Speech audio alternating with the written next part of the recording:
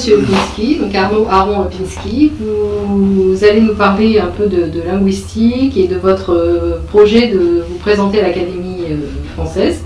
Vous avez une conception conquérante de la langue que personnellement j'apprécie beaucoup et que je ne suis pas seule à apprécier, puisque c'est une des clés du retour de la liberté, je pense.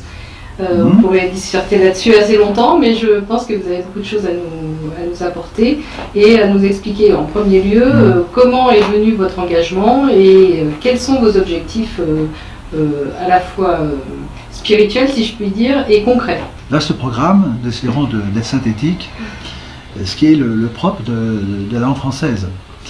Puisque j'en parlais récemment, Madame de Staël disait bien que, je fais un peu court, mais il est rare que les Allemands écrivent des livres, ce qui veut dire que les Français savent les écrire, parce que justement le problème du livre, c'est comme dans l'architecture, c'est le problème de l'unité. Donc c'est le problème de la synthèse. Et la question de l'unité de temps, de lieu et d'action est très très mal compris. Certains élèves ou d'autres croient que c'est uniquement une règle parce qu'il faut dire non, c'est le moyen d'accéder à l'unité. Puisque par les spirituels, une, sainte, catholique et apostolique. Mais dès que vous n'avez plus l'unité, c'est que vous avez déjà deux choses. Donc s'il y a deux sujets dans un livre, c'est qu'il y a deux livres. Par exemple. Bon. Alors, mon engagement, ma méthode est toujours la même, c'est-à-dire que je suis confronté, c'est la méthode des Grecs, la science commence par l'étonnement, un jour vous voyez une pomme qui tombe d'un arbre, donc l'activité intellectuelle commence par l'étonnement. C'est-à-dire que le monde est complexe, comment comprendre le monde complexe sinon en le simplifiant? Et c'est le rôle de la grammaire, c'est le rôle de la science, c'est le rôle des lois, c'est même le rôle de l'architecture, c'est de représenter simplement un symbole. Et c'est pour ça qu'il y avait un blason. Bon. Et dans l'église syriaque, qui n'est pas très loin, je voyais le blason qui avait été détruit. Pourquoi? Parce que détruire un blason, cela veut dire détruire le langage de commandement. C'est décapiter. Donc, mais si on décapite, c'est pour remplacer par autre chose. Bon, vaste programme. Donc, j'ai commencé à écrire, si je veux dire de manière publique, lorsque j'ai vu que l'éducation nationale me demandait de détruire l'intelligence de mes élèves. Le premier qui vit un chameau s'émute à cet objet nouveau, et je me suis demandé pourquoi. Bon. Et donc ça a été le début de toute une réflexion, qui est 2 + 2 = 5 de nouvelles mathématiques pour une nouvelle société, clé pour les mathématiques, la perversion mathématique. Et Christian Jacques, qui est un archéologue bien connu, un égyptologue bien connu, m'avait dit « ce que vous dites, nul ne le dit ». Donc c'était une incitation à le faire. Et à l'époque, c'était il y a bien longtemps, il me disait je suis en train de recenser les écrivains de l'an 2000. Alors pour répondre à votre question, la langue française, donc j'ai d'abord travaillé sur les mathématiques. Bon, puis sur la construction du langage. Langage politique, c'est la tête coupée et la parole coupée. Relation entre le pouvoir et la langue. Celui qui ne dit pas la vérité, celui qui dit la vérité doit être décapité, et la tête coupée ou la parole coupée. C'est-à-dire que si vous ne dites pas ce qu'il faut, eh bien effectivement on vous coupe la tête. Donc c'est la mutilation, c'est toute la question de la mutilation. Mais si on ne veut pas avoir la tête coupée, effectivement il faut dire ce qu'il faut, donc on tient le langage du pouvoir, on porte le blason du pouvoir. Enfin c'est un schéma très simple. Alors comment est-ce que j'en suis arrivé à l'Académie française? Si vous permettez, je crois que c'est un livre que vous avez écrit, on peut peut-être le mentionner. Voilà, la tête coupée, ça c'est paraît-il le livre maître, et justement on m'a appris récemment qu'au fin fond du Maroc, il y avait une Marocaine qui cherchait à la voir mais elle était introuvable, et c'est comme ça que la valeur économique... Donc c'est aux éditions? Oh, ça a été édité chez François-Xavier de Guibert, mais ça a été réédité. Donc la tête coupée ou la parole coupée, comment on voit tous la tête coupée ou la parole coupée. Donc c'est la construction du langage politique, c'est le cannibalisme qui n'est traité nulle part.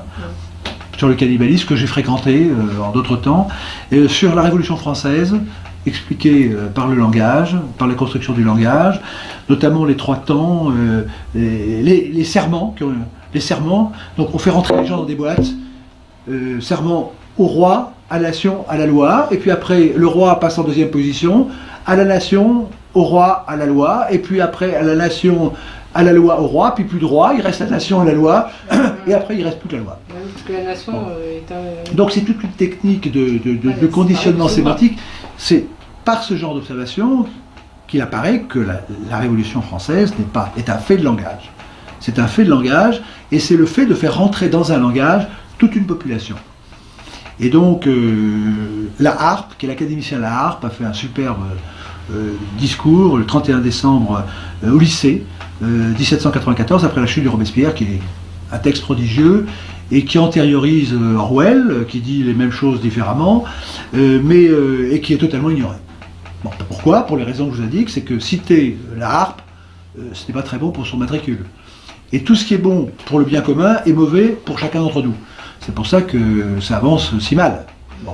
Alors, réponse. Donc, il y a un fait toujours, dans mes écrits, il y a toujours un fait générateur. Bon, l'école, j'ai dit à mes élèves, j'écrirai un livre sur ce que vous m'enseignez. Parce qu'ils m'ont appris ce qu'il fallait que je comprenne. Bon. Ensuite, ce qui est amusant, puisque vous me posez la question, j'avais écrit un livre, La perversion mathématique. Et chez Segers, qui est un littéraire, il m'a dit, mais c'est très intéressant ce que vous écrivez. Alors, j'écris clé pour les mathématiques. Il m'a dit, je ne comprends pas. Vous avez du bien des mathématiques. Mais je dis, c'est comme la langue des Op. Hein, on peut la faire à toutes les sauces. Bon, voilà. Mais il y a un pouvoir dans les mathématiques, évidemment. Les mathématiques, je tiens à vous dire, les mathématiques, personne ne sait quelle est la signification de mathématiques. Les gens font des mathématiques sans le savoir. Or, pourquoi est-ce qu'il y a les mathématiques alors qu'il y a la géométrie, l'arithmétique et le reste? Eh bien, les mathématiques, ça vient du mathématikoi, mais quand vous cherchez ce que ça veut dire, ex ovo mia, tout est dans l'œuf, eh bien, vous voyez que c'est le savoir. Mais le savoir, la cuisine aussi, c'est le savoir. Pourquoi est-ce que ce ne sont pas des mathématiques? Eh bien, c'est un savoir initiatique. Et à Rome, les mathématiques, c'était les ateliers de sorcellerie. Mais il faut remonter un peu plus loin, il faut remonter à Pythagore, qui pour moi a terminé tout l'enseignement de la politique. Il y a 3 personnes qu'il faut connaître, c'est Pythagore, Platon, et puis Socrate. Mais Socrate n'est pas celui qu'on croit. Il était du parti aristocratique. Donc il y a tout à dire, enfin c'est sur ma thèse de doctorat sur la question. Et donc, le fait générateur, j'en viens maintenant, sur le linceul de Turin, c'est la même chose. Donc les chants désespérés sont les chants les plus beaux, et donc j'interviens quand la cause est désespérée. Bon. Et sur le linceul de Turin, c'était après la datation de carbone 14. Et donc il m'a été demandé de faire la synthèse épistémologique de tous les travaux qui avaient été faits. Donc par la méthode des systèmes experts, j'ai travaillé sur la question, mais ce qui est important de comprendre, c'est que les scientifiques étaient terrorisés. Qu'est-ce qui s'oppose à la vérité? C'est la peur. C'est principalement la peur. Et donc, j'avais vu qu'ils avaient peur d'être confondus avec ceux qui auraient démontré l'existence de Dieu. Donc ça a arrêté tous les Américains, parce qu'ils ont la bombe atomique, mais là c'était pire que la bombe atomique. Bon, alors, j'ai intervenu par les méthodes toutes bêtes, et donc la méthode, c'est pas moi qui ai triomphé, c'est la méthode scientifique. C'est-à-dire, ne pas avoir peur, n'ayez pas peur, comme dit un grand scientifique. Bon. Alors, donc, il y a la conclusion. Donc le fait générateur, il y a un problème à régler, c'est un problème d'épistémologie. Donc, il est justiciable du modèle épistémologique qui, je vous rappelle, a premièrement l'observation expérimentale, qui peut s'appliquer en maths, en sciences, partout. Deuxièmement, la mesure, avec les règles. Troisièmement, vous en déduisez une théorie. Après, vous validez au centre par la non-contradiction.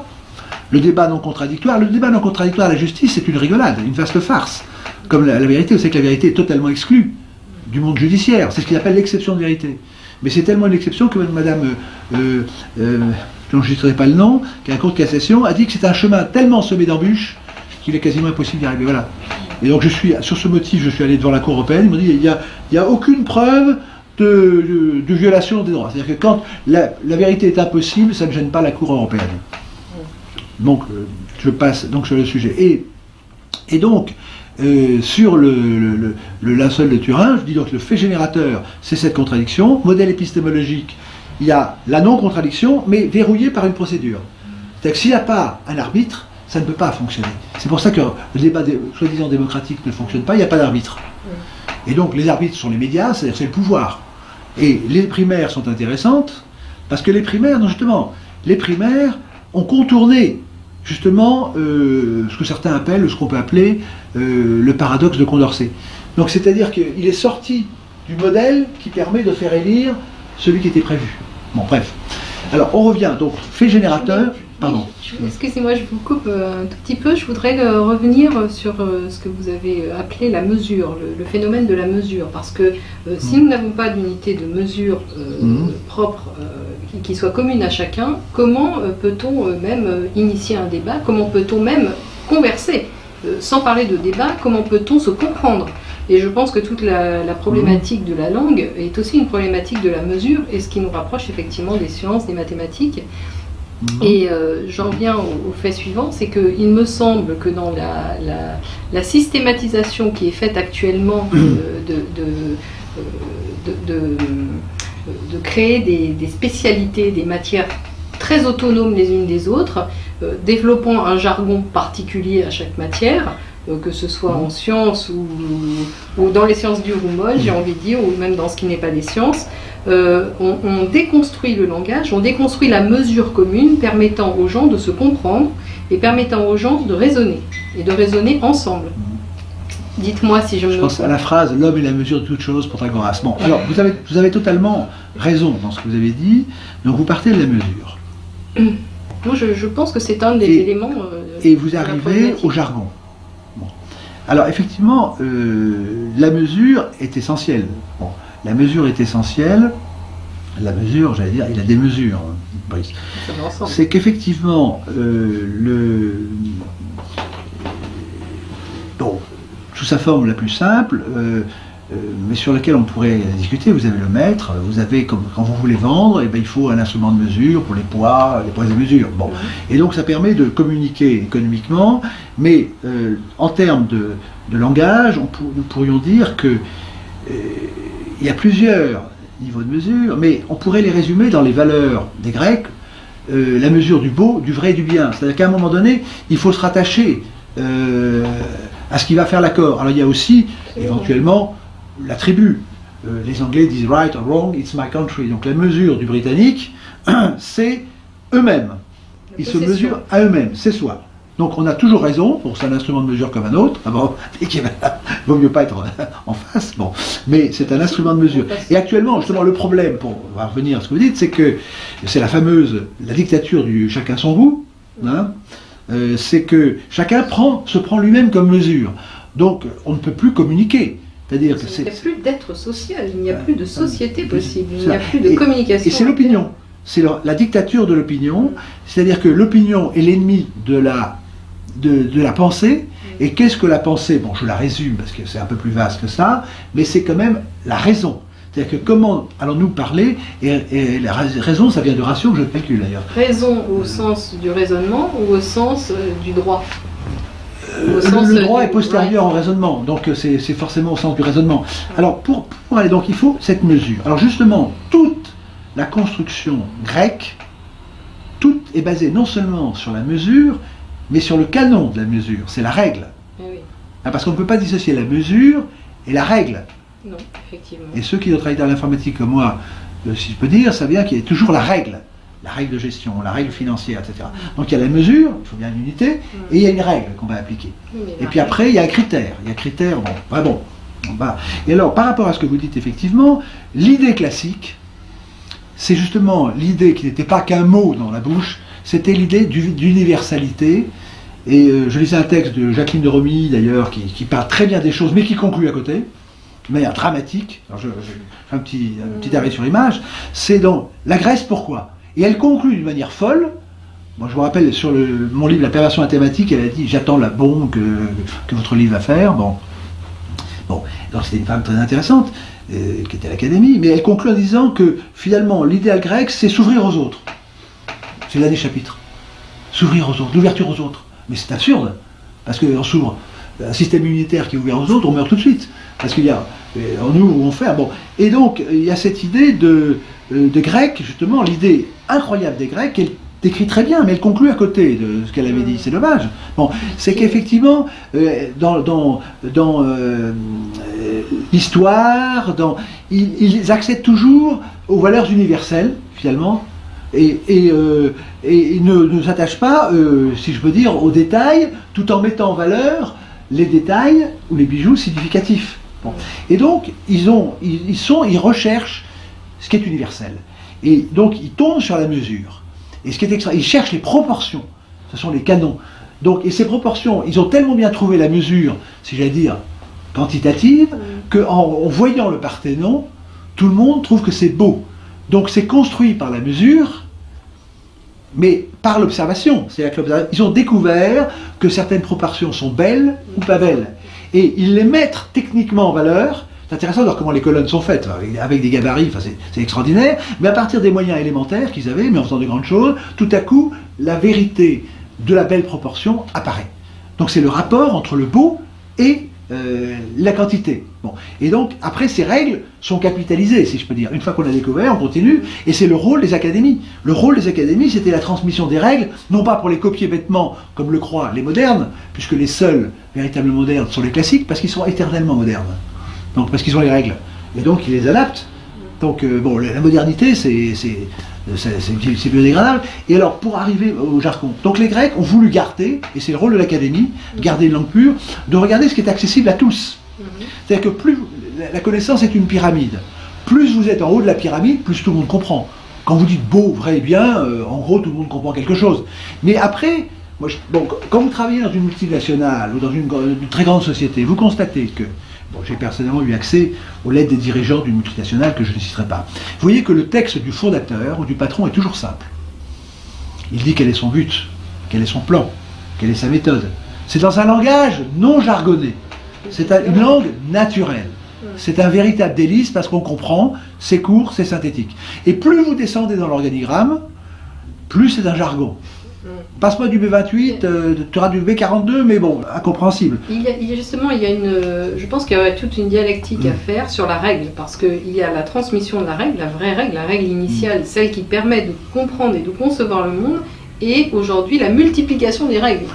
Alors, et la multiplication des règles, en réalité, c'est la destruction de la règle. Alors, là, il faudrait peut-être distinguer ce qu'est la règle, je voudrais définir, question de définition de mots ou de choses, et puis ce qu'est le code. Hein, c'est-à-dire que les règles... alors là, on arrive à une distinction qui est fondamentale, qui a un rapport avec ce que vous dites, c'est la différence entre la loi et la règle. C'est-à-dire que la règle vous donne en droit la coutume. C'est-à-dire que c'est une règle, mais qui est basée, qui est incarnée, si je peux dire. C'est ça. C'est-à-dire qu'elle est... C'est une loi. Les coutumes, c'est à force de... C'est-à-dire que la révolution, c'est notamment le passage entre la loi démocratique, qui était la coutume, il y en avait des centaines, et passer à la monarchie totalitaire de la loi. Donc tout le but des révolutionnaires, c'était d'avoir un système neurobiologique quasiment, c'est neurolinguistique, qui allait faire que les gens allaient réagir comme des chiens de Pavlov, dès qu'ils voient la loi, c'est bien. C'est-à-dire que c'est ce qui explique extrêmement bien la harpe, parce qu'il se pose la question de la révolution. La révolution donne un chiffre. Il dit que sur la population française, qui est à peu près 26 millions d'habitants, il dit qu'il y a 300 000 révolutionnaires. Ça dépend, il y a plusieurs jus de révolutionnaires. 300 000, ça me paraît énorme. Bon, surtout qu'il y a les révolutionnaires au début. Mais prenons 300 000. C'est une infime minorité qui, au nom de la majorité, va martyriser tout le monde. Or, il dit, il suffisait de l'empêcher. C'est la situation actuellement. Il dit, ces gens-là tiennent un discours fou, enfin je vous le traduis, mais cette folie, elle devient la loi. C'est-à-dire que quand vous regardez les dirigeants actuellement, que je distingue totalement d'une élite, c'est la pègre. Ceux qui dirigent, c'est la pègre. Qu'est-ce que c'est que la pègre? C'est les profiteurs. Bon, l'élite, c'est au contraire bienfaisant. Donc arrêtons de dire ces élites pourries. Oui, c'est absurde. C'est comme dire le blanc-noir. C'est un contresens absolu. Les élites, elles existent en France, elles sont opprimées, et ce sont les élites qui doivent prendre le pouvoir. C'est ça la problématique, elle est là. C'est que le bon monte et que le mauvais descendre. Donc arrêtons de parler d'élite, c'est absurde. Bon, c'est absurde. Et donc le propre de ce que dit la harpe, c'est qu'il suffisait de les arrêter. Et le passage sémantique, ça veut dire épistémologique intéressant, c'est la folie devient loi. C'est-à-dire que les gens actuellement respectent la loi. Vous prenez le mariage pour tous. Bon, la définition de la loi Taubira est totalement illégale. Mais personne n'a eu le courage. Je me suis battu. Illégal par rapport au droit naturel et par rapport à l'essence de oui, mais même sans aller jusque-là, par rapport à la grammaire, c'est-à-dire à la non-contradiction. Bon, l'article de la loi Taubira, d'ailleurs, qui évite de formaliser, parce qu'il y a les définitions de choses et les définitions de non-grammaire. Et là, ça m'introduit à l'académie. C'est ce mot mariage qui m'a fait arriver au divorce avec l'académie, si j'ose dire, pour faire un petit jeu de mots. Bon. Donc, le mot mariage, il y a les définitions de choses, ça se traduit par le verbe être. La définition de nom, c'est j'appelle. Donc on peut dire j'appelle Kleenex, un petit paquet, etc. C'est arbitraire. Les définitions de mots sont arbitraires. Les définitions de choses ne sont pas arbitraires, elles doivent dire ce qu'est la chose. On n'a pas le droit de dire, en grammaire, un chat est un animal qui fait miaou ou qui aboie. Et ça, c'est le langage, c'est la grammaire Taubira, si vous voulez, qui n'est pas encore éditée, mais qui va peut-être citer. La grammaire Taubira, c'est de mettre deux choses contradictoires dans le même mot. Parce que si c'est indifféremment du sexe, il fallait dire le mariage et l'union. Pourquoi parler de sexe? Puisque c'est indifférent du sexe. Bon, on voit bien qu'il y a un petit problème, il y a un petit tour de passe-passe là. Or, le propre de la langue française, tout ce qui n'est pas clair n'est pas français, donc la grammaire de Taubira n'est pas claire. Bon, si je peux dire. C'est-à-dire que c'était le rôle, justement, de ceux qui ont inventé la langue française, qui, je rappelle, est une langue de l'intelligence. Qui ont construit la langue. C'est une langue construite, c'est une langue de l'intelligence, qui a été voulue comme une langue d'intelligence par l'élite, justement. C'est l'élite, en France, en tout cas, qui s'est groupée autour de l'élite politique qui était le roi. Vous savez, les mots sont terribles, les mots, parce qu'il y a une vérité des mots. Bon, par exemple, personne n'appelait les cigarettes président. Même si c'était pour nous empoisonner, on dit sur les royales. Bon, je devais discuter avec les gens, ils disent j'ai été reçu royalement. Personne ne dit j'ai été reçu présidentiellement. Bon, vous voyez. Et puis quand, après une belle nuit, je sais pas quoi, les gens disent c'était divin. Mais ils disent pas c'était représentatif. Bon. Donc, vous voyez, donc le matériau noble, le mot noble a résisté à la Révolution. Il y a encore des matériaux nobles.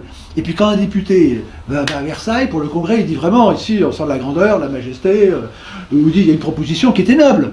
Il n'y a que l'aristo qui a été raccourci. Le noble, on ne peut pas le raccourcir, sinon il n'existera plus. Donc il y a encore des bois nobles, des matériaux nobles, des actes nobles, parce que ça dit la chose. Noble, c'est pas une question de diplôme, c'est pas une question de blason. Noble. Bon. Et donc la langue dit vrai. La langue ne trompe pas. Comment ? Grandeur. Oui. Dans la mesure. Hein. Bon, donc ces mots ne trompent pas. Alors, donc, pour terminer sur ce mot, mariage, c'est très important, c'est que tous ceux qui ont fabriqué la langue française, qui l'ont inventé, mais il y a eu un miracle. C'est comme le miracle grec. D'ailleurs, Madame de Romilly n'en parle pas du miracle. Il y a un miracle à un moment donné, il faut reconnaître. C'est comme la vie, c'est un miracle. Bon, c'est comme ça. Bon, il y a des gens qui font semblant de comprendre, mais ils n'ont rien compris. Bon. Et donc, il y a eu une révélation, de même qu'on peut dire qu'il y a une révélation religieuse, il y a une révélation de l'intelligence. C'est chez les Grecs. On peut s'interroger, le fait est là. Il y a eu un miracle français à l'époque de Louis XIV. Il y a un miracle, tout à coup, il y a des éléments qui sont réunis, et tout à coup, l'esprit s'ouvre, et on dit, il faut fixer ça. Quand il y a un miracle, il faut le garder le plus longtemps possible. Donc, à l'immortalité. C'était ça l'idée. Mais c'était une langue précise. C'est-à-dire que le but de l'académie, c'est de fixer les règles.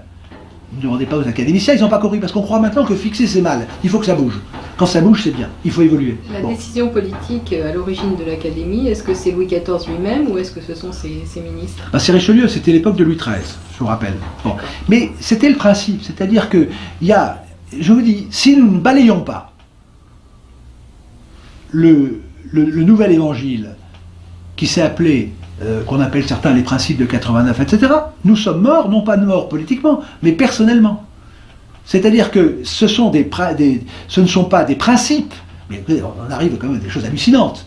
Liberté, qualité, fraternité, ça ne veut rien dire. C'est pas moi qui le dis. Allez dire les meilleurs auteurs des meilleures sociétés qui sont discrètes pour ne pas être secrètes, ils vous le diront eux-mêmes. C'est contradictoire. C'est contradictoire, absolument. Mais c'est pas politique. C'est la sémantique évidente. C'est-à-dire que si vous êtes libre, vous avez le droit de ne pas être égal. Et si vous êtes égal, vous êtes plus libre. Bon, et si vous êtes libre, ben vous pouvez ne pas être fraternel avec n'importe qui. Donc ça ne veut rien dire. Donc c'est une manipulation. Quand vous dites à quelqu'un vrai, beau et bien, ça veut dire quelque chose. Je ne dis pas qu'il ne faut pas débattre. Mais moi, la question que je pose quand j'achète du fromage ou du vin, quand on me dit c'est chacun son goût, j'ai dit mais il y a le bon et le mauvais goût. Il y a une pyramide de goût. Moi, ce qui m'intéresse, c'est ce qu'il y a en haut de la pyramide. D'ailleurs, c'est plus cher en général. Donc voilà, bon, il faut arrêter de parler de la mesure. Il y a un instrument de mesure. Bon, donc revenons quand même à cette question de définition. La base du classicisme, et vous l'avez dit au début, c'est on ne peut pas parler avec des personnes si on ne s'est pas entendu sur les principes. C'est Confucius qui le dit. Bon, notamment, qui aurait pu rentrer à l'académie. Bon, il est un peu tard. Bon. Mais, donc il faut d'abord savoir ce dont on parle. Donc il faut des divisions. Et le drame actuellement, ce qui traduit le drame intellectuel, moi j'avais vu Ludovine de la Rochère, elle était d'accord. J'ai vu des maires qui ne voulaient pas faire des mariages, qui n'en sont pas. Eh bien, aucun n'a voulu attaquer en droit. Et c'était en l'espèce et en grammaire. L'académie non plus. Nous avons fait une saisine de l'académie, et elle a dit, ils n'ont pas le droit de le faire, mais elle a répondu. Donc ça a marché. Ils ont été saisis d'une saisie qui ne pouvait pas être saisie. Bon. Et ça a été suivi même par Raffarin. Mais il y a eu un petit trucage dans la saisine de Raffarin. C'est-à-dire que j'ai le texte de l'Académie en réponse, c'est dantesque. C'est dantesque. Elle justifie le fait que... Donc il faut qu'une chose ait son nom. C'est-à-dire que l'État a le droit d'associer tout ce qu'il veut. Droit, il a le pouvoir. Il a même le droit, puisque le droit ce n'est que la traduction du pouvoir. C'est sur ce point que la coutume était le seul État démocratique. C'est-à-dire que pourquoi finalement, quand vous avez des problèmes, par exemple, le rattachement d'Alsace-Lorraine en 1918, mais ça a été fait de manière tyrannique. Il faut voir ce qui s'est passé par les sangs alsaciens. Bon, parce que justement, l'idée de base, c'est que l'être est l'être. Et politiquement, la France s'est construite sur le principe du mariage. Mais du mariage, pas le mariage de Bira. Le mariage, conforme à la définition du dictionnaire. C'est la première fois dans l'histoire de l'humanité, les Grecs ont tout inventé, mais ils n'ont pas inventé le mariage Taubira, parce que c'était des gens, ils savaient que ça serait un vice d'intelligence, d'appeler une chose qui n'est pas celle qu'elle est. Donc non, mais c'est la première fois dans l'histoire de l'humanité. Ça indique quoi? C'est pas la libération, c'est pas une avancée. C'est-à-dire ça montre l'effondrement intellectuel, je ne parle même pas de morale, l'effondrement logique. Il faut appeler les choses par leur nom. Et l'État sait très bien le faire bon. Oui, pardon. C'est la négation du naturel aussi, c'est la négation de l'observation. Donc c'est la construction d'un système hors sol par rapport à l'observation et par rapport à la réalité humaine. Je préfère, je ne dis pas que ce n'est faux, mais je préfère me battre en tant que linguiste sur la langue. C'est-à-dire que, je ne dis pas qu'il n'y a pas d'autre, je dis simplement, ce n'est pas possible, ce n'est pas disponible. On pense ce qu'on veut de la chose, ce n'est pas disponible, vous n'avez pas le droit de dire qu'un chat, c'est un animal qui fait miaou ou qui aboie. Et c'est le principe de la langue de l'unité, il faut une définition et un sens, et qu'il n'y ait pas deux choses contradictoires. Donc ce n'était pas possible. Or sur ce point, aucune association de défense de la langue française, l'Académie, personne ne s'est levé pour dire ce n'est pas possible. Pourquoi? Mais c'est la trouille, c'est la peur, c'est l'angoisse. Mais s'il n'y a pas de courage, il n'y a pas de pensée. On ne peut pas penser quand on a peur. Bon. Et donc, c'est la raison pour laquelle, petit à petit, je suis allé, je réponds à la question, vers l'Académie. C'est-à-dire que j'ai commencé à découvrir que l'Académie ne remplissait pas sa fonction, notamment j'ai interrogé l'Académie sur l'exception de vérité, c'est que la vérité n'est pas admise en justice en France. Il y a Donadieu de Vabre qui m'avait soutenu d'une certaine manière en disant que la définition posait un problème, la définition de la diffamation, parce qu'il faut comprendre les choses, c'est-à-dire que vous parlez de la mesure. Bon, qu'est-ce que c'est que la mesure de la vérité? Qu'est-ce que c'est que la mesure de la justice? C'était les sujets qui passionnaient les Grecs, qui ont passionné ceux qui ont fait la langue française. Quand vous avez un adjectif verbal, est-ce qu'il faut qu'il y ait un nu au milieu ou pas? Enfin, dans certains cas. Donc, c'était comment est-ce qu'on peut... Le rôle de ceux qui ont fait la langue, c'est de donner à ceux qui allaient l'utiliser, c'est-à-dire les littéraires, les écrivains, qui ont toujours été au-dessous, ça n'a jamais été les maîtres de la langue, et aux scientifiques et aux autres, les moyens de penser. Mais pour penser, il faut des outils. Et ces outils sont consubstantiels à la langue, et dans les statuts de l'Académie, c'est décliné. C'est-à-dire que l'Académie devait donner des règles certaines. Ne demandez pas à Madame Carrière d'Encausse que ce sont des règles certaines, puisqu'elle dit que la langue s'est fait toute seule. C'est formidable. Bon, c'est comme les enfants, ça se fait tout seul. Mais c'est quand même, on croit rêver quand même. Il faut relire les statuts. Donc on ne peut pas à la fois se réclamer de Richelieu, je réponds à votre question, bon, comment s'est faite l'Académie, on pourra en reparler si vous... Bon, on ne peut pas en même temps se réclamer les statuts pour porter un uniforme, une épée, etc., vers la garde républicaine qui fait tambour, avec la statue d'ailleurs, excusez-moi, la statue de, non pas de Louis XIII, de Richelieu, d'un autre, mais vous avez Napoléon qui est là, il est toujours là, Napoléon. Il est là aux Invalides aussi. C'est pas lui qui a fait les Invalides, mais il faut le mettre partout. C'est la figure de la démocratie. Expliquer. Bon, il faut toujours qu'il soit là. Bon. Et donc la règle doit être l'exactitude pour penser. Et c'était le rôle de l'Académie. Alors elle décline les outils. Parce que Mme Carrière d'Encausse dit également que, en gros, faisant court, la langue française et ses instruments sont devenus les ennemis à battre. C'est-à-dire ce sont les moyens de penser, mais ce sont les moyens d'être. Alors, on ne va pas faire un débat académique pour savoir si on peut penser sans langage. Concrètement, on ne peut pas penser sans langage. Et si on n'a pas appris le langage assez tôt, on ne peut pas penser. Et d'ailleurs, il y en a qui ont encore un langage qui ne pense pas. Bon, c'est même pas suffisant. Bon, il ne suffit pas d'avoir un langage piégé, un langage avec des mots, des virus. Bon, j'ai un très beau texte, le Franck Ferrand. Quand Franck Ferrand interpelle le président de la République en disant qu'il ne sait pas parler, et qu'il dit, il y a un secret, dites-nous, qu'est-ce qu'il faut faire? J'ai le texte que je pourrais lire, c'est effarant. C'est effarant. Bon, et les instruments sont déclinés dans les statuts de l'Académie. Il y a le dictionnaire, il y a la grammaire, il y a la rhétorique, parce que le but c'est de rendre la langue éloquente. Et en dernier, il y a l'art poétique. Pourquoi l'art poétique? Je pense notamment à l'art poétique du Boileau, parce que l'art poétique permet d'atteindre le sublime. Alors qu'est-ce que le sublime? Il y a eu des débats, notamment au Cercle Lamoignon. C'est est-ce que c'est l'application des règles ou c'est quelque chose d'autre? Mais non, évidemment, c'est pas l'application stricte des règles, c'est pourrait-on dire, la transcendance des règles. C'est les règles appliquées au sublime. Le sublime, c'est c'est la victoire totale, c'est comme le beau absolu, il n'y a plus rien à dire. Vous voyez, donc les règles permettent d'atteindre. Mais voilà, ça. Donc le but, c'est une échelle qui permet d'atteindre le sommet. Pour ceux qui n'ont pas compris, l'échelle, c'est fait pour monter. Bon, maintenant, c'est fait pour descendre. Bon, c'est l'échelle de l'école. Bon, pourtant, vraiment. Et donc, il y a ce manque de courage d'oser appeler les choses par leur nom. Et ça, c'est tout à fait... moi, qui suis passé devant les tribunaux, c'est tout à fait évident. Alors, donc, la question, maintenant, c'est de remettre en ordre de bataille l'académie, que chacun s'oblige à appliquer les règles, et parmi ces 4 moyens, je rappelle, sont vraiment les instructions. Il y a l'explication de texte. Maintenant, plus personne ne sait faire une explication de texte. Bon, vous n'avez plus, d'ailleurs, Madame Karine Lancause l'a remarqué, bien entendu, elle a raison, il n'y a plus de dissertation. Les gens choisissent l'explication de texte, mais ils ne savent pas ce que c'est qu'une explication de texte. Non, on voit qu'il y a un plan de destruction de l'intelligence. Les mots ont été pervertis, et le sens profond... Mais alors, ils sont plus que pervertis, c'est-à-dire que c'est très astucieux, c'est-à-dire que ce sont des virus dormants, c'est-à-dire qu'ils vous envoient dans le mur au moment... C'est-à-dire qu'ils pensent pour vous. Il y a ceux qui veulent vous rendre heureux malgré vous, il y a ceux qui veulent penser pour vous. Bon, et ça, c'est une chose. Et parmi les 4, l'Académie a seulement traité le dictionnaire. Et là, elle est très contente parce que dans la 9e édition, elle est multipliée par 2 les nombres. Parler de la mesure. C'est-à-dire que maintenant, il y a 60 000 mots. Bon, mais il n'y a pas de grammaire, donc on ne sait pas comment ça s'organise. Il n'y a pas de rhétorique, on ne sait pas parler, et il n'y a pas d'art poétique. Et donc l'Académie, l'écart de place, c'est-à-dire qu'elle ne remplit pas sa fonction. Et surtout, elle ne se réunit pas, vous l'avez dit, pour traiter ces jargons.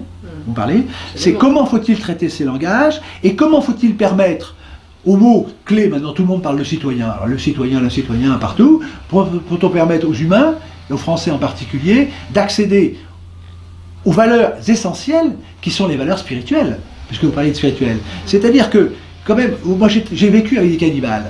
Et bon, j'ai une bonne culture animale, et d'ailleurs, les enfants, c'est dans les feuilles de bananier, pour ceux qui sont intéressés. Bon. Mais c'est très intéressant de parler avec les cannibales. Ce sont des gens qui sont moins barbares que d'autres, parce qu'au moins ils croient que quand ils mangent quelqu'un, ils mangent l'âme, ils sont plus, finalement, conscients des choses que ceux qui mangent des poulets aux hormones, sans savoir que les poulets de grains sont meilleurs, parce qu'on mange l'âme de la bête. Et puis la santé avec.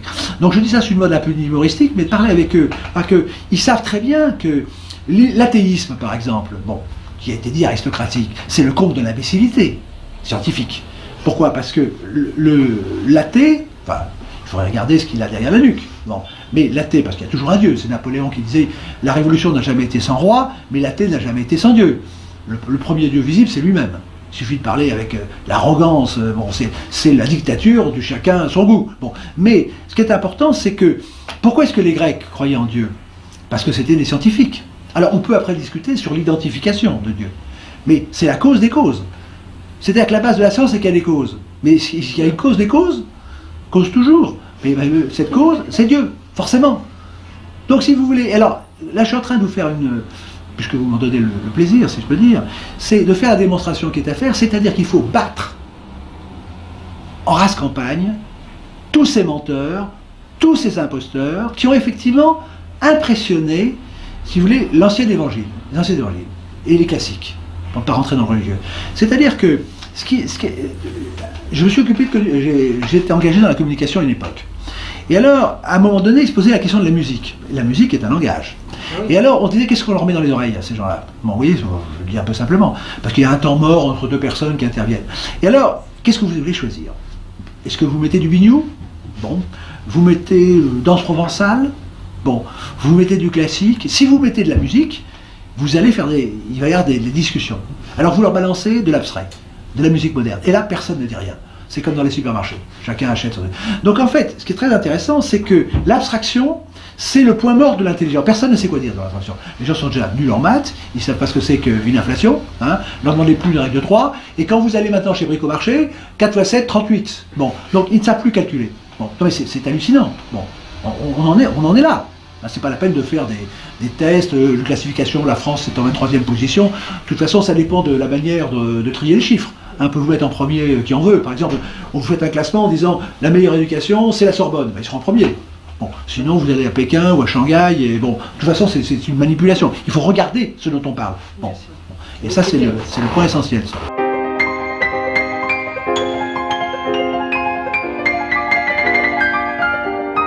Il faut battre en race campagne les menteurs, mais il faut avoir soi-même la conviction que ce sont des menteurs. Je vais vous donner un petit exemple sur la démocratie. Si je vous dis 9 juillet 1789, ça ne vous dira rien. Il faut rétablir le langage sur ses pieds, la logique sur ses pieds, le rapport de cause à effet. Je vous donne un exemple.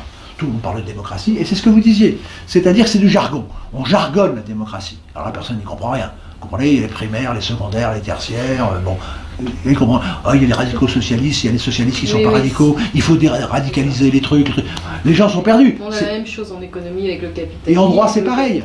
En droit, tout est comme ça. En droit, on vous dit, en droit, la démocratie, c'est qu'on n'a pas le droit de se défendre soi-même. Il faut un avocat. Donc c'est un agent. Des slogans.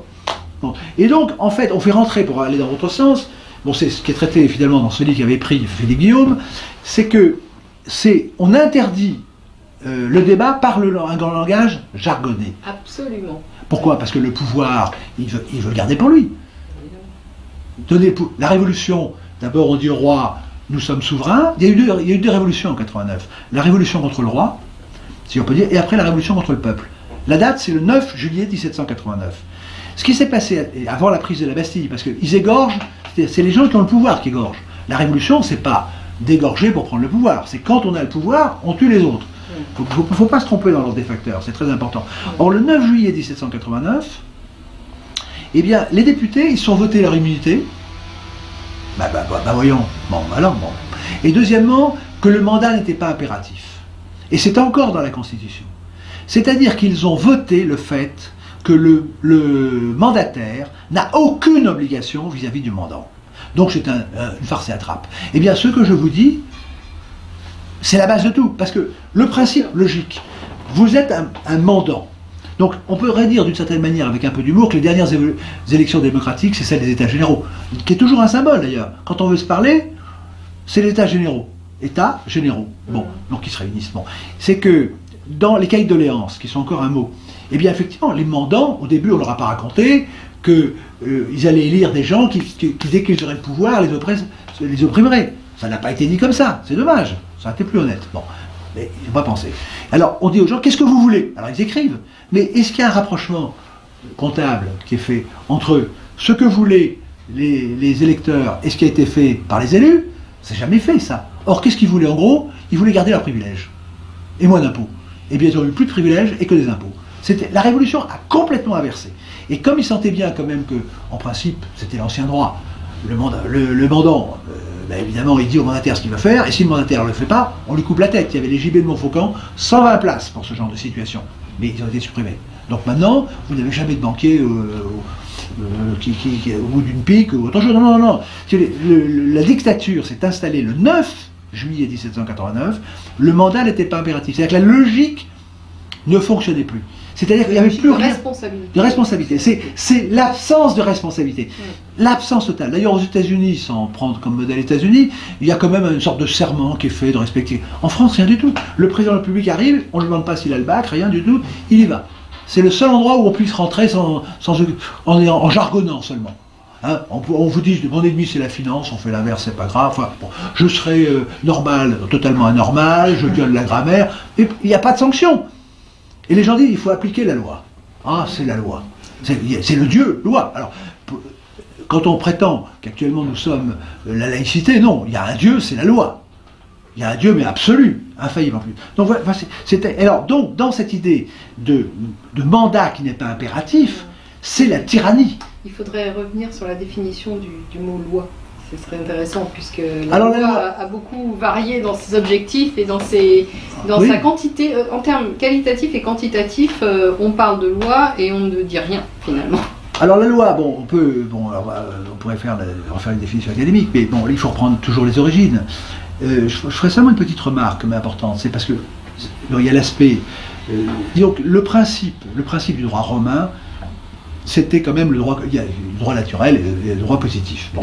Le droit naturel, on peut dire que ce sont les règles naturelles qui s'imposent, on pourrait presque dire règles. Bon. C'est de l'observation scientifique. Il y a aussi les lois scientifiques, on est d'accord, donc elles s'imposent, donc elles sont naturelles. si elles ne sont pas fausses. Elles sont liées à l'observation. Oui. Et puis, alors, l'homme s'est fait Dieu, en quelque sorte. Il y a une petite histoire, je ne sais pas si le temps est compté, mais c'est l'histoire de Villon, de Marot qui est en prison. Et alors, il y avait de l'humour à l'époque. Il est en prison. Il a dit, je suis en prison, alors c'est au nom du roi. On dit, ouais, c'est au nom du roi, c'est... Mais, alors comme il était intelligent, il se dit, le roi, mais il n'est même pas au courant, je pense. Donc il fait un bon petit texte, un bon petit texte poétique au roi en disant, écoutez, je suis en prison, grâce à vous, est-ce que vous l'êtes seulement? La manière de prouver que vous êtes roi, c'est de me libérer. Et il a été libéré. Mais à ce moment-là, le jury se dit, c'est ennuyeux, parce que quand on marque au nom du roi, le roi existe. Tant qu'il y a un roi, il peut me désavouer, parce que c'est pratique. On est mandataire, donc on fait ce qu'on veut, hein. Bon. Et alors, à ce moment-là, ils ont dit, bah c'est ça. Alors, ils font la révolution, ils coupent la tête du roi, ils disent, c'est génial, maintenant, il n'y a plus que le mandataire. Et alors, l'imprimeur arrive, affolé, il dit, avant, on vous arrête au nom du roi.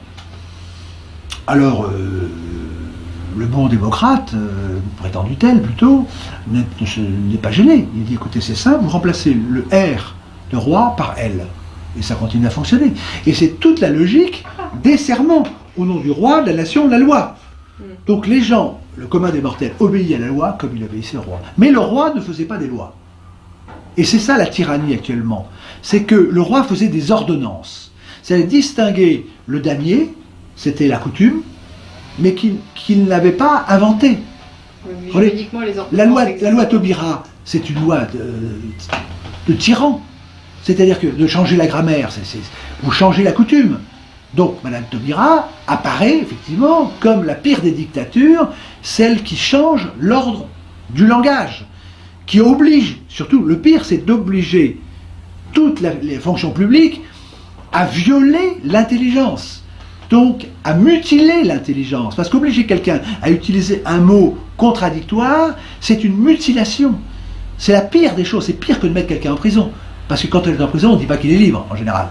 Donc là, vous dites, mais non. Et après, c'est de dire qu'on s'est trompé. Et c'est la culpabilisation. Donc c'est un exercice de mutilation terrible qui a été présenté. Bon. Est-ce que vous décrivez, est-ce que c'est pas l'achèvement d'un processus plutôt que le début d'un processus? Parce que quand on traduit le terme stylo par outil scripteur, par exemple, c'est déjà le désengagement de la langue, du concret, du cas concret matériel. Alors le grand échiquier, je ne sais pas si je réponds à cette question, mais c'est le nominalisme et le réalisme. Bon, ce qui est traité là dans ce livre, la querelle du nom, c'est le rapport entre le verbe et le nom. Est-ce que c'est le nom qui fait la chose, est-ce que la chose qui fait le nom? Bon, et donc le principe, et c'est pour ça que je vous dis, Clémenceau, qui a fait une phrase très terrible sur la République est un bloc, personne ne lui a répondu. J'ai le texte, pas ici, mais la Révolution est un bloc, j'accepte, je soutiens les loyales de Nantes, tout, bon, et c'est bien dit d'un côté. Et c'est bien dit, c'est un langage terroriste. Mais il a dit à ceux qui étaient en face de lui, nous nous battons sur nos principes, vous ne nous avez jamais répondu. Donc il faut faire un combat, au lieu de répéter comme des perroquets, les valeurs, les valeurs, les valeurs, il faut complètement éradiquer les fausses valeurs. Et donc, réincarner le langage. Voilà, il faut réincarner, et là la langue française est l'outil. Et c'est ce que je disais, c'est que la grande ruse de guerre, c'est d'obliger l'ennemi, si je peux dire, à sortir de ses positions, et je veux dire, le bon camp, c'est-à-dire celui de la langue française, a quitté ses positions. Les gens sont complexés, comme Mme Carrère d'Encausse dit. L'Académie est libérale, elle n'est pas dogmatique, ça ne peut s'expliquer de plusieurs manières, mais prenons ce qui est le plus charmant, c'est la peur, pour ne pas voir autre chose. Et j'en parlais à Philippe Possan, je l'ai écrit dans ma lettre de candidature, je lui ai dit, mais enfin l'Académie, elle est dogmatique. Oui, mais évidemment qu'elle est dogmatique. Quand vous émettez des règles, vous êtes dogmatique. Et donc quand vous avez le faiseur de règles qui fait des chansons, c'est de la musique, mais c'est plus de la langue. Vous voyez? Et donc par rapport à ce que vous dites, est-ce que c'est un commencement, c'est une fin? Je dirais, c'est le départ, c'est à l'origine de la langue. Vous avez ce que j'appelle le réaliste et le nominaliste. Le réaliste, c'est celui qui croit à la vérité des mots, et le nominaliste au pouvoir des mots. C'est le renard, le corbeau et le renard. Bon, le corbeau, il est réaliste, il croit à la belle chanson qu'on lui fait, bon, c'est celui qui va payer l'impôt, et le renard, c'est le nominaliste, c'est celui qui utilise le langage pour avoir le fromage. Bon, tout est dit. Et toute l'astuce, c'est de faire croire aux gens qu'on est à leur service alors qu'on ne l'est pas. Et dans l'histoire de démocratie, actuellement, nous ne sommes ni en république ni en démocratie. Le critère, parce qu'il faut des mesures, Bien sûr. La mesure simple de la démocratie, c'est pas d'avocat, pas d'élection. Et actuellement, c'est de vous dire, vous êtes en démocratie, puisqu'il y a des avocats pour vous défendre. En fait, ce sont des menteurs, parce que c'est celui qui a l'avocat qui vient. On dit d'ailleurs un bon avocat. On ne dit pas, avez-vous une bonne cause, on dit, avez-vous un bon avocat. Bah, tout est dit, la mesure est terminée. Bon, pas le cas, et pas d'élection. L'élection, les Grecs savaient qu'ils n'étaient pas des imbéciles, que l'élection allait payer. C'est l'affaire Pygmalion. Il faut payer de la chanson, il faut payer de la musique, il faut payer du matraquage. Donc, nous ne sommes pas en démocratie, loin de là. Et nous ne sommes pas en République, parce que quand vous regardez une République, bah quelle est la mesure? Bah, vous regardez le forum. C'est le symbole de la République romaine. Et qu'est-ce qu'il y a au milieu du symbole? Le temple. Donc je ne dis pas qu'ils croyaient au bon Dieu, au mauvais Dieu, mais ils savaient bien qu'il y avait autre chose au-dessus d'eux. Bon, il y a de très beaux textes sur la laïcité, c'est-à-dire que les laïcs qui ne sont pas des laïcs, c'est un moyen d'opprimer, la laïcité, il ne faut pas se tromper. Bon, c'est un moyen d'opprimer. Un outil de pouvoir. Bon. Eh bien, évidemment, c'est un outil de géniflexion. C'est-à-dire qu'il faut s'incliner, il faut se mettre à genoux dans la laïcité. Bon, c'est une religion qui ne dit pas son nom, d'oppression. Et il y avait, vous savez, souvent il y a une vieille phrase latine qui dit on juge souvent les autres par eux-mêmes. Et ceux qui ont fait passer la loi de séparation de l'Église et de l'État disaient, en gros, hein, je caricature mais à peine, ils disaient aux religieux, vous avez inventé un nom pour dominer les autres, c'est Dieu. Vous voyez? Ben ils se décrivent eux-mêmes. La laïcité est un mot qui a été inventé pour dominer tout le monde. C'est-à-dire qu'on arrive avec une minorité infime d'athées à dominer, au nom de la majorité, un pays qui était quasiment totalement catholique. C'est pas beau ça? Ben ça c'est la magie du nominalisme et de la loi. Mais ça demande une certaine technicité. Comme quand vous passez en justice, racontez une histoire technique. Hein. Bon. Vous avez la technique. La technique, c'est la technique qu'il y avait autrefois dans les châteaux. Quand vous rentrez dans un château, vous étiez attaqué de flanc, de paix, vous passiez par des caissons étanches. Vous voyez, et on vous traitait différemment suivant votre grade. Bon. La justice, c'est la même chose. C'est-à-dire qu'ils ont coupé en compartiments, c'est le jargon. C'est-à-dire qu'il faut passer des épreuves. Et chaque fois qu'il y a des épreuves, il y a des choses trappes. Et ce qui est astucieux, c'est que ce que vous pouviez faire à l'étape 1, vous ne pouvez plus le faire à l'étape 3. Illustration. Donc, dans le cas de la diffamation, d'abord on vous dit est-ce que vous plaidez la vérité ou pas la vérité? Est-ce que vous plaidez l'insulte ou la diffamation? C'est déjà extrêmement compliqué. Bon. Alors il faut rentrer dans une case. Et si vous êtes trompé de voix, on dit attends, vous avez peut-être raison, mais il fallait prendre l'autre couloir. Donc là, comme vous avez des spécialistes des choses trappes, ça s'appelle les juges, ça s'appelle les avocats, et donc ils vous orientent. L'idéal, c'est quand vous avez votre avocat qui vous tire dans le dos, d'ailleurs. Bon, ça, c'est autre chose. Donc, en fait, la justice n'est possible que quand vous avez affaire à une personne. C'est pour ça que c'est intéressant. Louis XIV recevait 2 jours par semaine le moindre de ces sujets. C'est-à-dire que la justice, c'est quand le plus faible peut avoir le plus fort pour couper le cou des grands. Le problème, il est là. Ou des moyens. Voire des moyens. Donc, c'est ça l'idée de base. Et c'est d'ailleurs, même Badinter, pourtant, qui l'aurait cru, a loué la justice de Saint-Louis. Parce que c'est la justice personnelle qui vous écoute, qui a les éléments et qui a le pouvoir. Parce que maintenant, il faut payer déjà. Il faut payer. Bon. Et il faut payer, si vous avez un bon avocat ou un mauvais avocat, il faut payer à tous les sens du terme. Et en plus, et puis il faut trouver sa justice. Donc déjà, c'est perdu d'avance. Bon. Même déjà, La Fontaine en avait dit un Mangoulard. Donc je vous explique le système. Bon, mettons que vous avez choisi la diffamation. Bon. Et puis, la diffamation et pas l'outrage. Bon.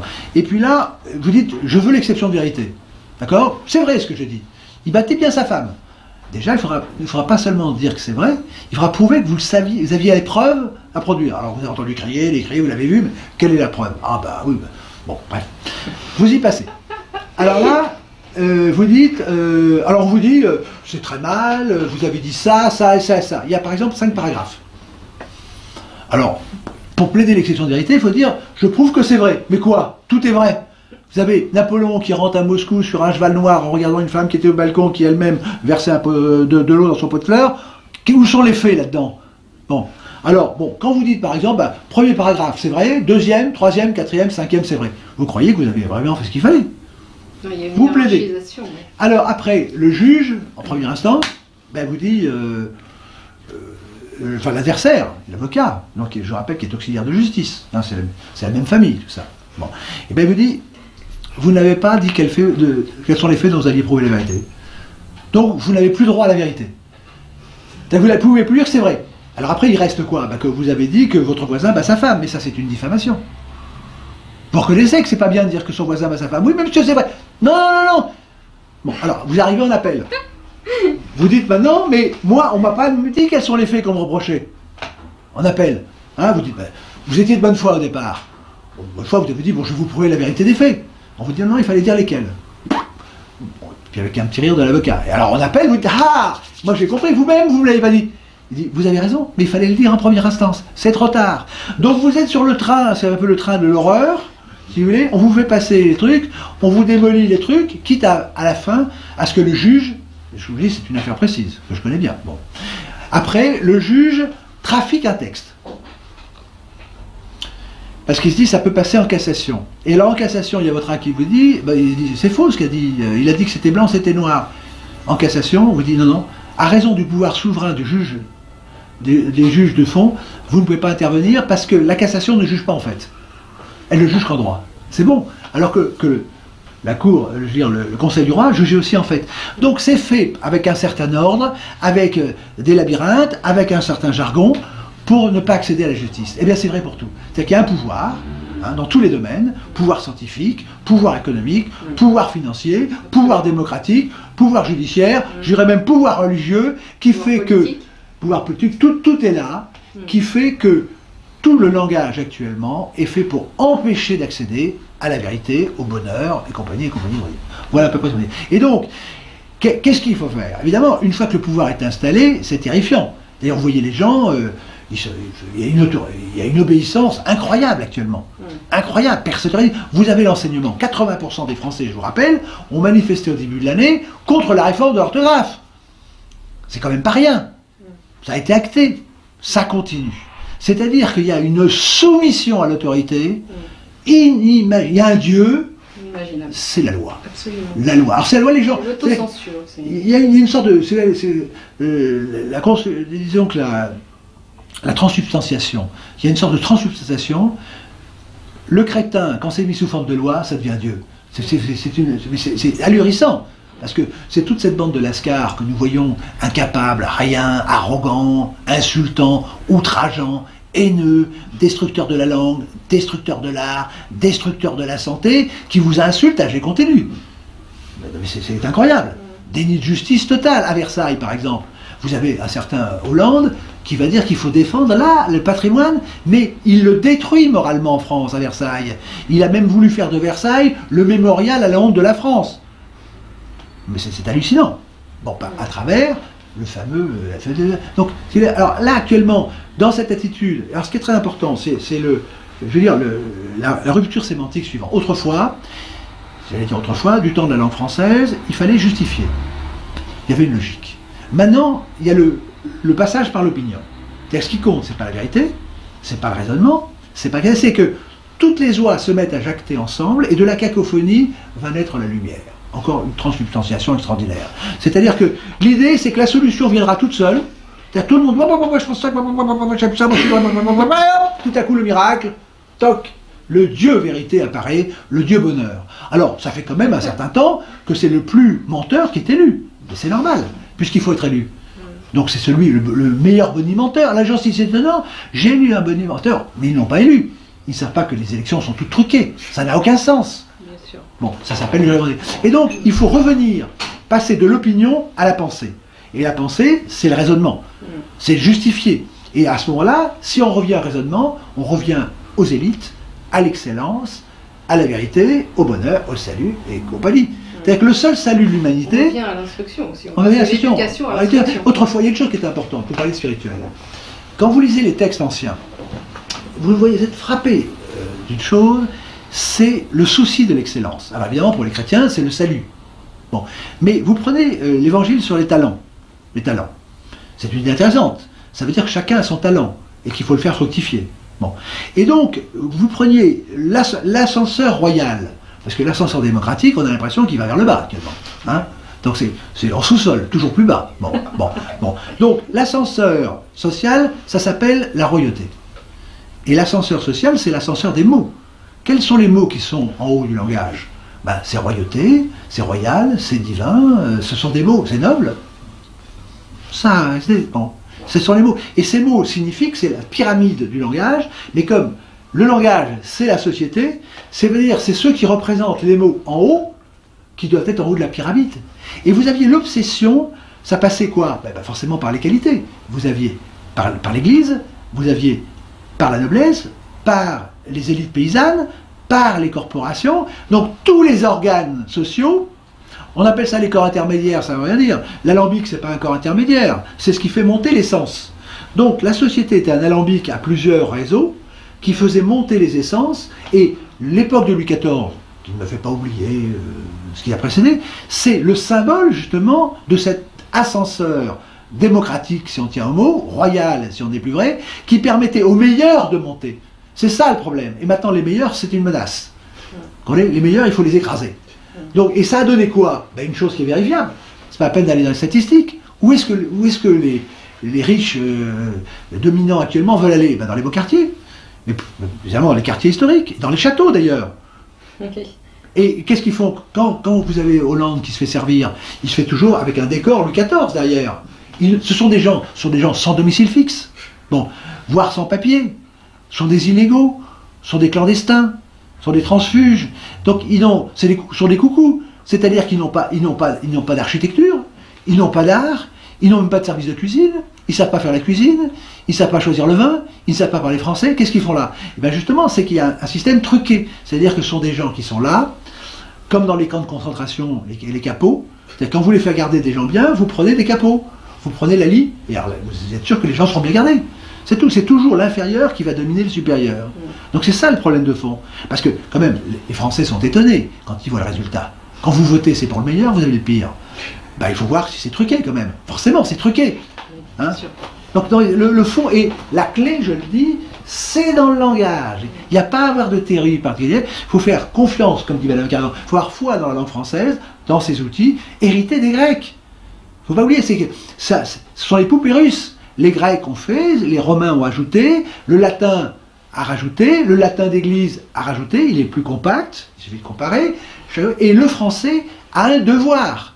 C'est-à-dire qu'il y a onos, onus, l'honneur, c'est un devoir, et il suffit de revenir aux clés de l'intelligence. Parce que ce n'est pas la grammaire pour ennuyer, ça fait réfléchir, ça fait penser, c'est l'art de penser. Et à ce moment-là, on se sent très fort, parce que, comme le dit un texte rhétorique que je lis, la confiance, c'est pas moi qui ai confiance en moi, j'ai confiance dans les lumières, finalement, de ces grands esprits, dont, finalement, qui ont été validés, dont l'autorité a été respectée et authentifiée par les siècles.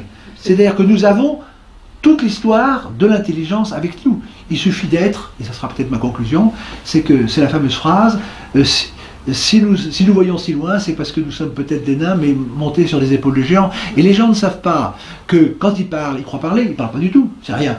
C'est le tuyau qui parle pour eux. Ils croient que la langue, c'est qu'un tuyau et que c'est le nectar, mais en fait, le nectar, c'est la langue française. Et hélas, les tuyaux, c'est souvent, trop souvent eux-mêmes. L'opinion publique. Voilà. Avez-vous des échos concrètement de vos perceptions linguistiques au sein de l'académie et dans des cercles plus larges? Alors le paradoxe, parce que là il y a un pari ludique, c'est-à-dire que est-ce que l'intelligence peut triompher des médias? Le premier exemple, c'est le linceul de Turin. C'est-à-dire que le tohu-bohu médiatique qui avait déclaré le linceul de Turin faux a été inversé par la méthode scientifique, au symposium de Paris, au symposium de Rome, qui a conclu le linceul. L'Église s'était trompée, c'est pas rien quand on connaît. L'Église s'était trompée, c'est la science s'était trompée, le linceul s'était trompé. Ça, c'est la méthode scientifique. C'est-à-dire qu'une fois que vous avez la vérité, même les médias sont obligés de se mettre à genoux. Bon, ça, c'est une chose. D'autre part, sur Versailles, donc en ayant montré, grâce à vous, que l'inversion des valeurs qui a été illustrée à Versailles par l'inversion du grand combat de la lumière et de l'ombre par Capor, la reine d'Angleterre a répondu. À sa manière, ce sont des amis anglais qui nous l'ont dit, c'est que dans son allocution de Noël, elle a répondu sur le thème de l'Apocalypse, même si c'est l'évangile de Saint Jean, qui est l'évangile, le dernier évangile des initiés, comme chacun sait, et elle a répondu en truquant la phrase. La vraie phrase, c'est « La lumière, lui, dans les ténèbres, et les ténèbres ne l'ont pas reconnu. » Et elle a dit la lumière, lui, dans les ténèbres, et les ténèbres ne l'ont pas étouffé. Ce qui est l'inverse. Donc c'est la manière de répondre. C'est-à-dire que par rapport à ce que vous dites, l'effet de ce que l'on fait peut être dans un silence mais qui montre que le message a été reçu et qu'en fait, la vérité agit par des canaux. Et là, pour l'Académie, ce qui est très intéressant, c'est que ma candidature, non pas en tant que personne, embarrasse, puisque je suis, comme dans l'habit du Grand-Duc, celui qui dit que le roi est nu. Bon, donc c'est quand même embarrassant. Bon. Et donc, je dis que je ne cite que les textes académiques, je les renvoie à leurs textes et dire il faut conclure maintenant. Il faut tirer les conclusions de vos propos. Quand vous dites qu'il faut, comme l'a dit Maurice Schumann, le 30 janvier 1975, ça date quand même, qu'il faut forger les armes de la reconquête, le temps des héritiers est clos, il faut maintenant forger les armes de la reconquête de la langue française. C'est pas rien quand on connaît la langue française. Eh bien, qu'est-ce qui a été fait? Rien. Quelle est la pensée qu'il y a eu derrière? Rien. Qu'est-ce qui s'est même demandé ce que ça veut dire? Forger les outils. Quel genre dit? Rien. Madame Carrère-Dancause, à juste titre, a interpellé le président de la République. C'était le 5 décembre 2013, en lui demandant de déclarer 2014 année de reconquête de la langue française. Pas de réponse. Le protecteur de l'Académie ne répond pas. Alors on en arrive maintenant, pour répondre à la question, à ma candidature. Alors les médias, j'en ai appelé au débat, au nom de Philippe Besson, qui est, comme chacun sait, est celui qui est à l'origine de ma candidature. Alors donc ils ont traité le sujet par la cacophonie. Bon. Alors ils ont mis en avant un certain Valentin, en disant il était merveilleux, il se présentait à l'Académie, enfin bon. Mais puis à la fin il y a eu une attaque frontale, avec un certain mot que je ne prononcerai pas par le point, qui a voulu terroriser les académiciens avec ce fameux mot. Bon, ça a repris, mais on en parlera, c'est un traitement qui a été traité et défini, parce qu'il faut que ça définisse. Et bon, il se trouve que j'ai eu 2 voix, ces 2 voix se sont éteintes, je n'ai pas perdu de voix, ce sont les 2 voix qui sont éteintes, bon, depuis. Mais, nouvelle candidature, parce qu'il faut voir comment ça avance, c'est-à-dire que, reprenons une phrase, Mitterrand disait, on ne me voit pas bouger, mais j'avance, vous voyez. Donc il faut avoir des instruments de mesure pour savoir d'abord si on est sur la bonne route, ça s'appelle la boussole, bon, et puis après savoir si on avance. Et là c'est le filin que l'on fait passer au bord du bateau pour voir le nombre de nœuds. Bon, donc ma thèse est pas, j'avance parce que j'ai des contacts avec l'Académie, j'ai des discussions, ouais, bon, donc, ça avance parce que la logique avance. Le cerveau est aspiré par la vérité. C'est un instrument assez bizarre, le cerveau, c'est comme l'éponge. Bon. Et donc là, les médias ont fait un silence total. Donc première stratégie pour étouffer le bruit, deuxième, la chambre sourde, pour ceux qui connaissent. Et là, j'ai fait passer comme un article, et là il y a eu quand même une élection blanche. Mais il y a un candidat qui dit il faut reconquérir, et qui se recommande, ma candidature c'est, je réponds, vous m'avez appelé, j'arrive. Enfin j'arrive, la thèse arrive, rien.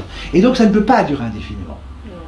C'est-à-dire qu'en mettant la vis d'Archimède bien placée, en insistant, il va se passer quelque chose. Bon, je contribue, nous ne sommes jamais qu'un agent, mais ça ne peut pas durer. Alors ceci dit, ce que je vois, c'est comme à Versailles, les associations de défense du patrimoine, rien. Moi j'ai reçu d'une association que je ne nommerai pas, un petit Père Noël avec un drapeau français, en disant il faut que le Père Noël parle français. Voilà, bon, voilà la défense, non, mais on croit rêver, donc, je ne dis pas qui c'est, parce que bon, voilà, donc restons, nous approchons de Noël, non, mais voilà, et donc il y a, pour des raisons personnelles ou autres, il se trouve que je fais encore la marche en tête, et seul, bon c'est pas seul, mais il y a quand même des gens, donc maintenant, le projet, je suis en train de faire un manifeste, je l'ai lancé à l'Académie, pour la reconquête de la langue française, et il faut effectivement que les Français se mobilisent. Pourquoi ? Parce que le principe du pouvoir, c'est le pillage. Faut pas se tromper, les gens se battent pour le pillage. Regardez les gens veulent gagner quelque chose, de l'argent, du truc, c'est ça la réalité. Donc si vous voulez vous battre pour le bien, il faut aussi proposer du pillage. Alors là, nous avons une chance, c'est comme nous avons été pillés, nous pouvons piller les pillards, et à ce moment-là, c'est une manière honnête de piller. Et ça, je crois que ce sera le mot de la conclusion, et la langue française nous permet ce pillage. Je vous remercie infiniment, Monsieur Opinski, de votre talent dialectique. Eh bien, c'est moi qui vous remercie, et il faut jouer l'utile et l'agréable, et voilà. Merci beaucoup, et je vous remercie aussi pour cet enregistrement. Merci beaucoup, messieurs. Merci à vous.